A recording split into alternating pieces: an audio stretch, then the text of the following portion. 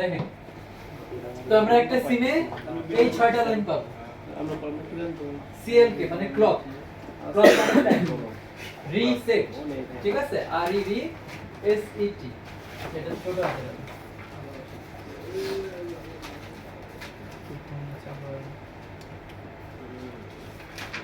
রি S E টি reset.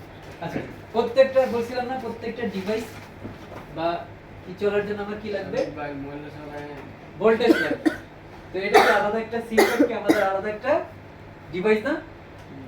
ঠিক আছে, আলাদা একটা ডিভাইস।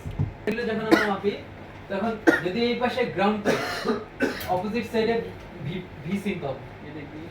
এই পাশে যদি ভি সিম পাই মানে গ্রাউন্ড পাই, এই পাশে আমি ভি সিম পাবো। ঠিক আছে, এরপরে আমার এই দুইটা পাইলাম না, এইখান থেকে যদি আমি ভি সিম পাই, তারপরে পরেরটা হবে রিসেট, পরেরটা ক্লক। ক্লকটা কি বলতেছি, এরপরে গ্রাউন্ডের পরে হবে এনসি, তারপরে ডাটা। ঠিক আছে, ডিএ টিএ ডাটা। তা আমরা ডাটা কিন্তু পড়ছি, সবাই পড়ছি না ডাটা? না ডাটা, ওই যে ডাটা পড়ছি মানে ডিএম ডাটা, ডিপি ডাটা।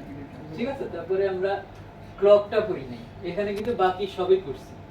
এনসিটা কি? এনসি হলো কানেক্ট থাকতে পারে, নাও থাকতে পারে, নট কানেক্ট। আর রিসেট রিসেট মানে কন্টিনিউ রিসেট নি। ঠিক আছে, রিসেট।